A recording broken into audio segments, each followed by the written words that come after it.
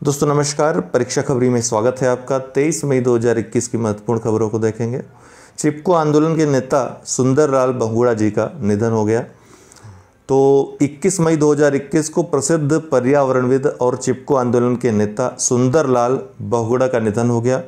वे कोविड-19 से संक्रमित थे और 94 वर्ष के थे। सुंदरलाल बहुगुणा का जन्म 9 जनवरी 1927 को उत्तराखंड के टिहरी गढ़वाल में हुआ था। तब ये उत्तर प्रदेश का हिस्सा था। उन्हें चिपको आंदोलन में उनकी भूमिका के लिए जाना जाता है। उन्होंने हिमालयी क्षेत्र में वनों के संरक्षण के लिए कार्य किया। चिपको आंदोलन के अलावा टिहरी बांध के विरुद्ध आंदोलन किया था। उन्हें 1981 में भारत सरकार द्वारा पद्मश्री पुरस्कार प्रदान किया गया था, परंतु उन्होंने पुरस्कार लेने से इनकार कर दिया था। वर्ष 1986 में उन्हें राइट लिवलीहुड अवार्ड से सम्मानित किया गया था।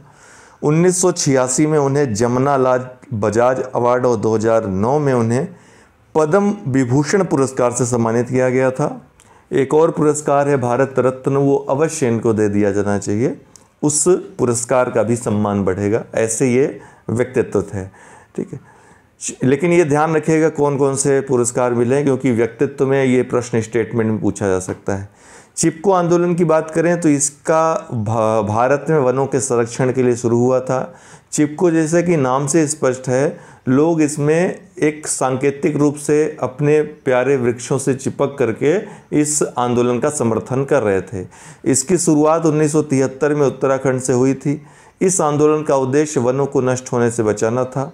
इस आंदोलन में सुंदरलाल बहुगुणा, सुरक्षा देवी, गौरा देवी, सुदेशा देवी, बचनी देवी, चंडी प्रसाद भट्ट जो कि सबसे प्रमुख नाम था, विरुष्का देवी ने महत्वपूर्ण भूमिका निभाई। इस आंदोलन के लिए सुंदरलाल बहुगुणा को 2009 में पद्म विभूषण से सम्मानित किया गया था, जबकि चंडी प्रसाद भट्ट को 1982 में रमन मैग्सेसे अवार्ड से सम्मानित किया गया था। ध्यान रखिएगा, चंडी प्रसाद भट्ट को इस काम के लिए, इस आंदोलन के लिए ही 1982 में रमन मैग्सेसे अवार्ड से सम्मानित किया गया था। वाइट फंगस अभी हाल ही में चर्चा में रहा। ब्लैक फंगस के बाद वाइट फंगस एक नई महामारी के रूप में। तो हाल ही में बिहार के पटना में वाइट फंगस अर्थात कैंडिडियासिस के कम से कम 4 मामलों का पता चला है। वाइट फंगस और इसके लक्षण आप पता कर लीजिए। यह संक्रमण व्यक्तियों की रोग प्रतिरोधक क्षमता कम होने के कारण अथवा पानी जैसे द्रव्यों अथवा पदार्थों में यह फफूंद होता है, उसके संपर्क में आने से व्यक्तियों में फैल सकता है।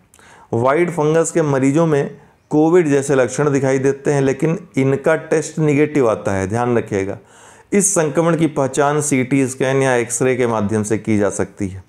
वाइट फंगस मनुष्य के फेफड़ों के साथ नाखून, त्वचा, पेट, किडनी, मस्तिष्क, गुप्तांग और मुंह को भी संक्रमित कर सकता है।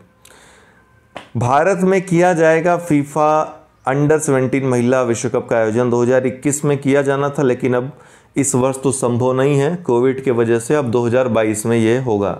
तो फीफा अंडर 17 महिला विश्व कप का आयोजन भारत में किया जाएगा। इससे पहले भारत 2021 में इस प्रतियोगिता का आयोजन करने वाला था, परंतु कोरोना वायरस महामारी के चलते इसे रद्द कर दिया गया है। अब फीफा अंडर 17 महिला विश्व कप का आयोजन भारत में 11 से 30 अक्टूबर 2022 के दौरान किया जाएगा। यह भारत में होने वाला दूसरा फीफा टूर्नामेंट होगा। इससे पहले भारत ने 2017 में पुरुषों के अंडर 17 फुटबॉल विश्व कप का आयोजन सफलतापूर्वक किया था।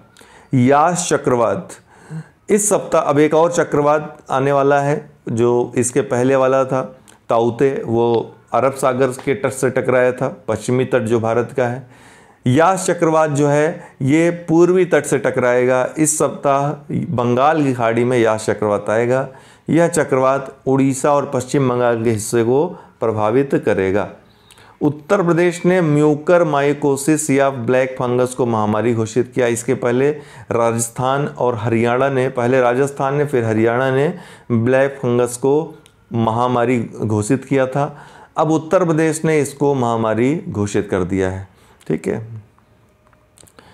निधि फॉर कोविड 2.0, देश में कोविड-19 महामारी की चुनौतीपूर्ण दूसरी लहर से निपटने के लिए स्टार्टअप संचालित समाधानों का समर्थन करने के लिए त्वरित प्रतिक्रिया के रूप में केंद्र सरकार ने नई तकनीकों और नवीन उत्पादों के विकास के लिए भारतीय स्टार्टअप तथा कंपनियों को वित्तीय सहायता प्रदान करने का निर्णय लिया है। सरकार द्वारा इस संबंध में ये पिछले वर्ष ये काम कर देते तो कितना अच्छा रहता।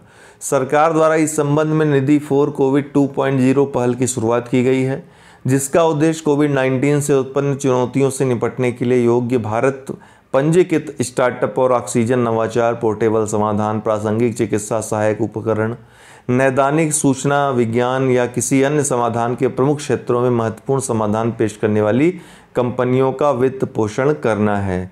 तो ये कार्य जो है पिछले वर्ष ही हो जाता तो इतनी सारी जो मौतें हुई, इतना जो तांडव हुआ, खासकर अप्रैल के माह में, तो शायद ये देखने को नहीं मिलता, क्योंकि ज़्यादातर मौतें वो इन इक्विपमेंट्स के जरूरी सामानों के जरूरी इलाज के अभाव में ही हुई हैं। यह पहल राष्ट्रीय विज्ञान और प्रौद्योगिकी उद्यमिता विकास बोर्ड, विज्ञान एवं प्रौद्योगिकी विभाग तथा भारत सरकार का एक विशेष अभियान है जो वर्तमान स्वास्थ्य संकट से निपटने के लिए स्वदेशी समाधानों का समर्थन करता है। न्यू बिग 5 प्रोजेक्ट, ये क्या है? ये बिग 5 आपको दिख भी रहे हैं। तो न्यू बिग 5 प्रोजेक्ट क्या है? यह विश्व के 250 से अधिक वन्यजीव फोटोग्राफरों, संरक्षणवादियों और वन्यजीव धर्मार्थ संस्थाओं द्वारा शुरू की गई एक अंतर्राष्ट्रीय पहल है। किसके द्वारा तैयार किया गया? इसे ब्रिटिश फोटोग्राफर जो बहुत ही प्रसिद्ध हैं, ग्रैहम ग्रीन द्वारा तैयार किया गया है। इसका उद्देश्य विश्व के वन्यजीवों के समक्ष आने वाले संकटों जैसों कि इनके आवासों का नष्ट होना, मानव वन्यजीव संघर्ष, अवैध शिकार, अवैध वन्यजीव व्यापार और जलवायु परिवर्तन आदि के बारे में जागरूकता बढ़ाना है। अप्रैल 2020 में लॉन्च हुई इस परियोजना के तहत वन्यजीव प्रेमियों के 50,000 से अधिक वोट हासिल करने वाले जानवरों को सूचीबद्ध किया जाएगा। इस परियोजना के तहत 5 जानवरों, कौन कौन? हाथी, ध्रुवी भालू, गोरिल्ला, बाघ और शेर को फायरिंग की बजाय फ्रेमिंग के लिए नामित किया गया है। ये सभी 5 बड़े जानवर कीस्टोन प्रजातियां, आधारिक प्रजातियां क्या होती हैं?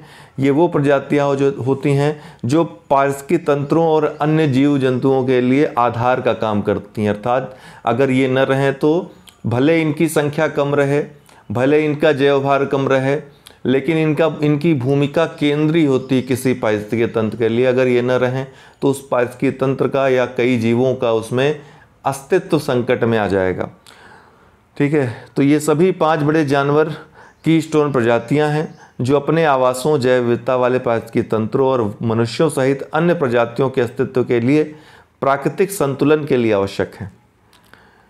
तो आपको बता दूं कि कल एक मैंने इन्फॉर्मेशन दी थी आपको, एक फैक्ट आपको बताया था कि यूनेस्को की सूची में भारत के 39 विरासत स्थल हैं, लेकिन वो गलत था। बाद में यूनेस्को ने भी सफाई दी थी, उसमें क्लैरिफिकेशन दिया था। भारतीय मीडिया विशेषकर द हिंदू, PIB आदि में वो चीज़ आ गई थी, तो इसलिए अभी भी उन्होंने हटाया नहीं है। तो आप सर्च करेंगे द हिंदू के भी आर्टिकल में दिख जाएगा वो PIB का आर्टिकल। इन सबको हटा लेना चाहिए वो चीज़। हालांकि यूनेस्को ने उसको क्लैरिफाई किया। ये हमारा दूसरा प्रोग्राम था जिसमें उनको शामिल किया गया है। इस प्रोग्राम मतलब विरासत स्थल में, विश्व विरासत स्थल में भारत के 38 स्थल ही हैं। 38वां जयपुर जो नगर है उसको है और शहर को रखा गया है। ठीक है, तो बस उतना ही है, 38 अभी। हो सकता है इस साल शामिल हों कुछ शहर, क्योंकि काफ़ी नाम भेजे जाने हैं। ठीक, तो जब शामिल होंगे अपडेट कर दिया जाएगा, आप लोग इसको करेक्ट कर लीजिएगा। ठीक है, गलत मत करके आइएगा। बहुत बहुत धन्यवाद।